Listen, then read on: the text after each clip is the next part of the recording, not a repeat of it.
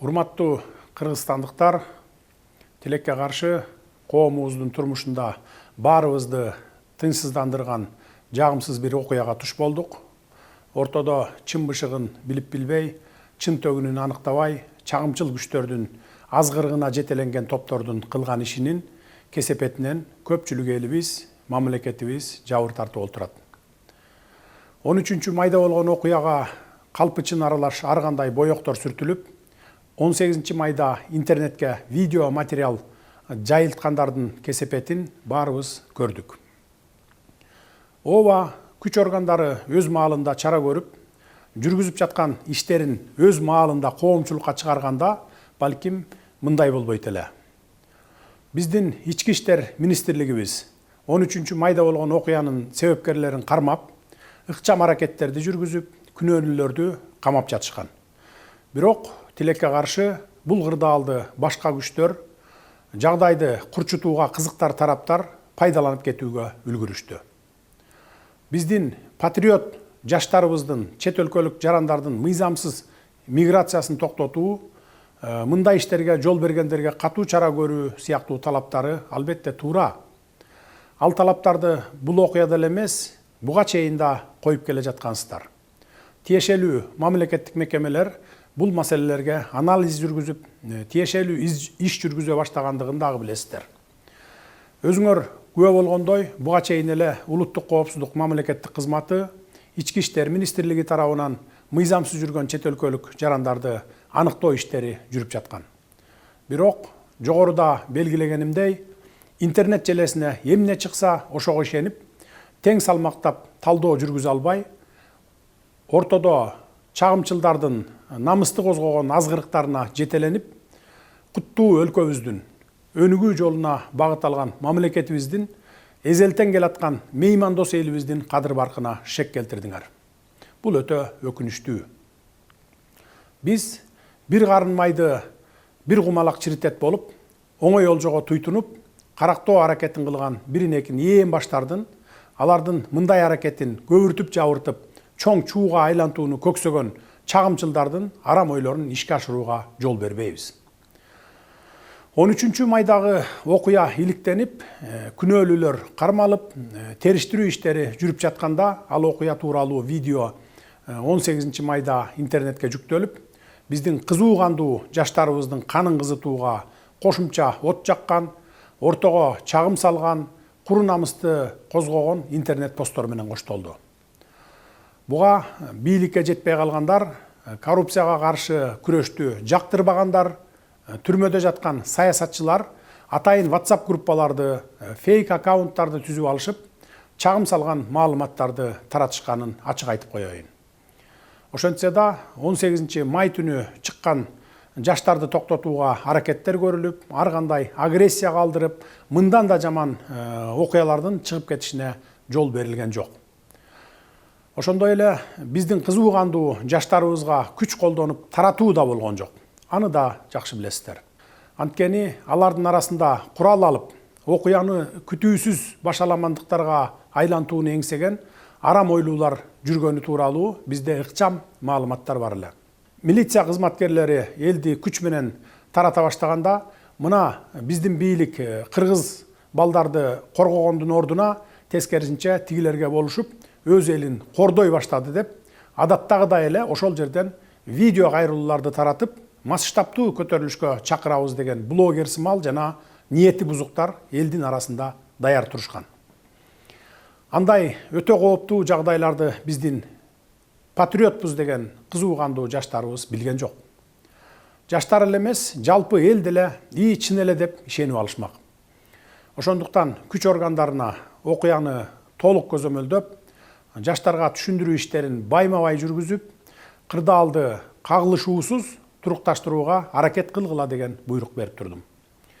Эгер мародерчулукка барса, милиция тарапка чабуул жасаса, же жатаканалардагы студенттерге кол сала баштаса, анда аеосуз чараларды көрөт элек. Бактыбызга жараша андай болгон жок. Албетте, башталышында студенттер жашаган жерлерге барып, кол салып жиберген тентектер болду. Аларды өз убагында токтотуп калганга жетиштик. эми алардын баары өз жазасын сөзсүз алышат. Биз укуктук мамлекетти кура алдык. Эми тартипти орнотобуз. Тартип болбосо кандай гана мамлекет болбосун өнүгүү болбойт. Кылмышкерлерди өзүн билемдик менен жазалоолорго жол берилбейт. Жазалоо үчүн сот бар, бийлик бар. Биз бул жолу ушул окуядан чоң сабак алдык. Эл дагы сабак алып, эми мындан ары мындай чакыныктарга, чагымчылдыкка, оор басырык, сергек ой жүгүртүү менен анализ жасап, дароо эле дүрбөп чыга калбайт деп ишенебиз. Эми мындан ары ушундай окуя кайталанса, анда күч органдары биринчи мүнөттөрдөн баштап эле күч менен таратуу ыкмасына өтөт. Кудайга шүгүр, азыр күч структуралары мурдагыдай алсыз эмес. Мейли ким болбосун, ал биздин жаранбы, же чет өлкөлүк жаранбы, мамлекетибиздин бүтүндүгүнө шек келтирсе, башаламандык уюштурса, аяосуз жазасын алышат. Урматтуу кыргызстандыктар, урматтуу патриот жаштар, биз дагы силер сындуу Кыргызстан үчүн күйөбүз. Биздин патриоттугубуз силердикинен ашса ашат, кем калбайт. Биз дагы силердей болуп, элибиздин башын бийик көтөрүп жүрүшүн каалайбыз. Ошол үчүн өлкөнүн өнүгүшүнө бар күч аракетибизди жумшап жатабыз. Өлкөбүз өзүнөн өзү өнүгүп кетпейт. Сырткы дүйнө менен тыгыз карым-катышта болуу менен гана алдыга жылат. Дүйнөнүн кайсы гана мамлекети болбосун, алака катышта болуубуз зарыл. Дүйнө таануу үчүн чет өлкөлөргө чыгуу керек. Ал үчүн биздин жаштарыбыз өнүккөн өлкөлөрдү көрүп, ак караны ажыратып, тажрыйба топтоп, эмгек миграциясында жүрүшөт. 1 миллиондон ашуун элибиз чет өлкөлөрдө окуп, иштөө менен элек. Биздин ошол жарандар сыяктуу эле бизге дагы чет өлкөлөрдүн жарандары келип, окуп, иштеп жатышат. Биз буга кубанышыбыз керек. Мунун баары алака катыш, байланыш, тажрыйба топтоо, туризм экенин жакшы билесиздер. Укуктук тил менен айтканда, мунун баары эл аралык байланыш, дипломатия, туризм жана башка деп аталарын да билесиздер. Ошол үчүн бардык өлкөлөр сырткы дүйнө менен байланышта болуп жашайт, инвестиция салып, өз өлкөсүнө инвестиция тартып, өсүп, өнүгөт. Бул өнүккөн өлкөлөр колдонуп келе жаткан классикалык үлгү.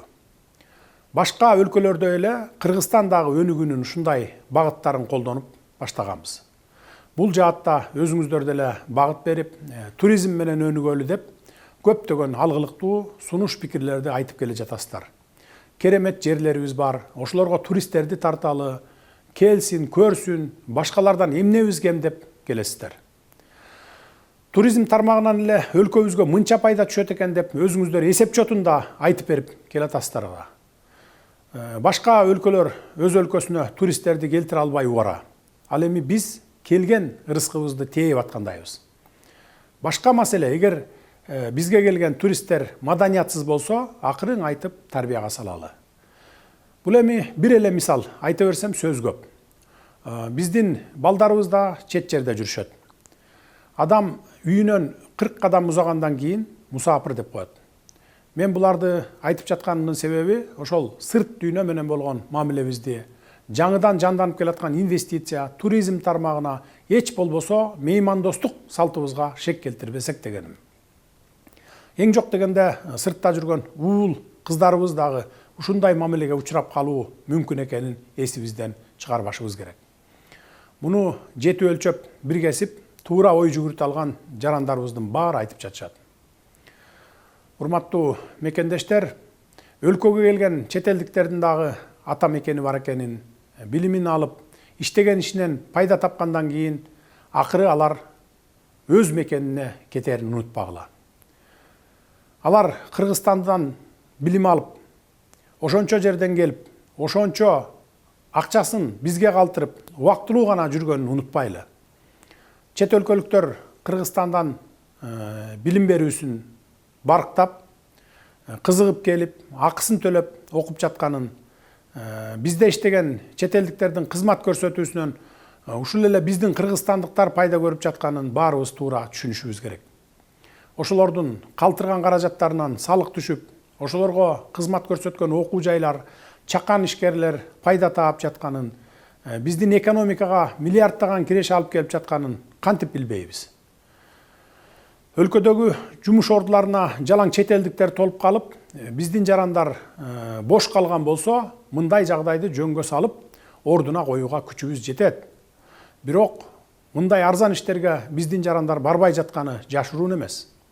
Учурда жүргүзүлгөн статистикага ылайык, бүгүнкү күндө 6300дөн ашуун жумуш орду бош турат. Алдыдагы жылдарда дагы 10 000 деген жумуш орундары түзүлөт. Анткени ири-ири долбоорлорду ишке киргизебиз. Бул асмандан алынган сан эмес, ишкерлер менен министрликтер берип жаткан маалыматтар. Келгиле, силер дагы иштегиле.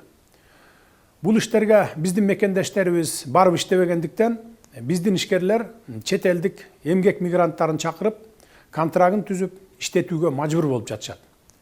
Чынын айтышыбыз керек, бул эми азыркы таптагы реалдуу көрүнүш.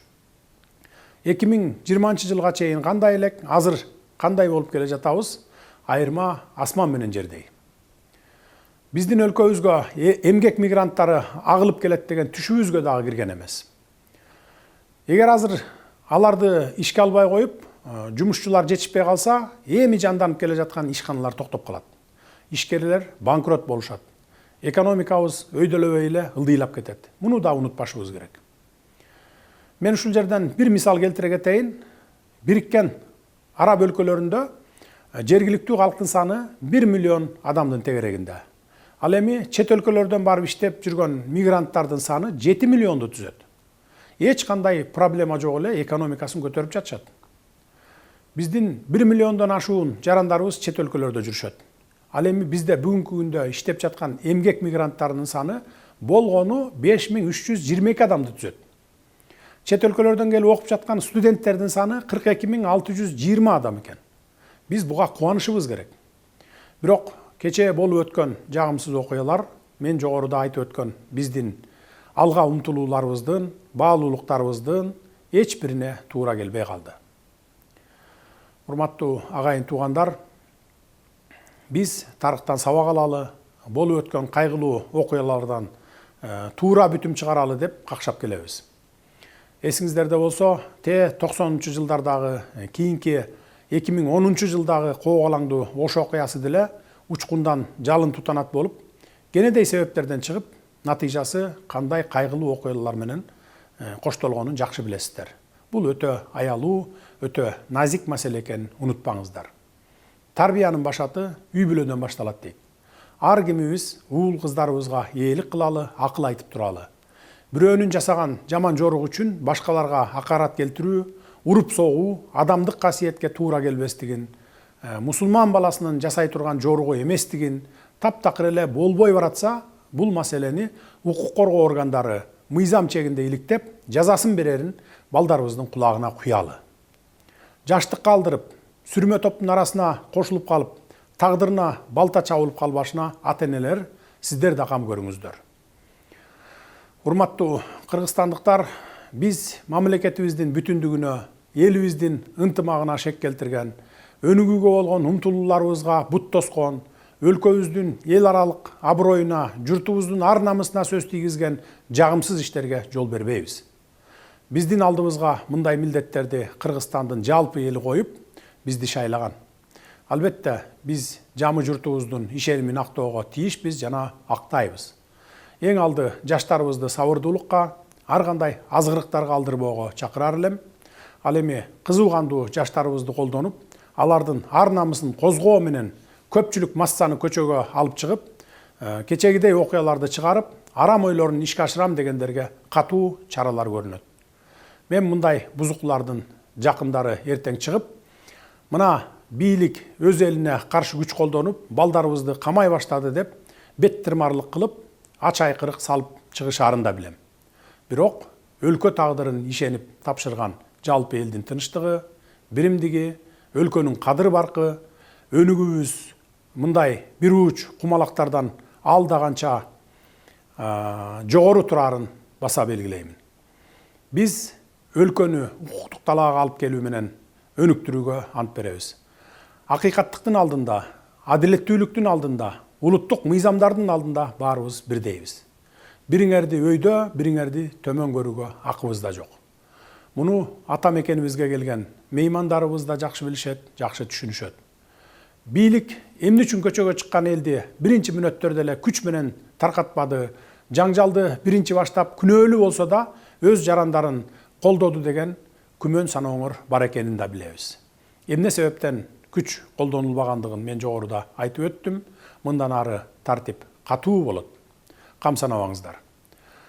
Урматтуу кыргызстандыктар, ылайым мамлекетибизде тынччылык, ынтымак өнүгүү болсун.